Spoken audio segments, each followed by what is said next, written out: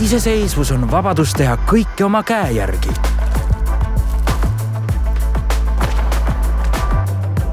Sa oled boss. Iseseisvus on võim, millega kaasneb ka vastutus. Suure võimuga kaasneb suur vastutus.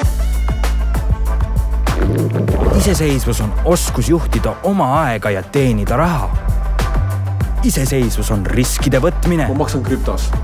Ja ka emotsioonide kontrollimine.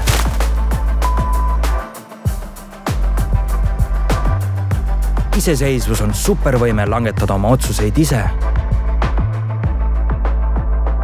Aga miks sul pank siis ikka ema valitud on?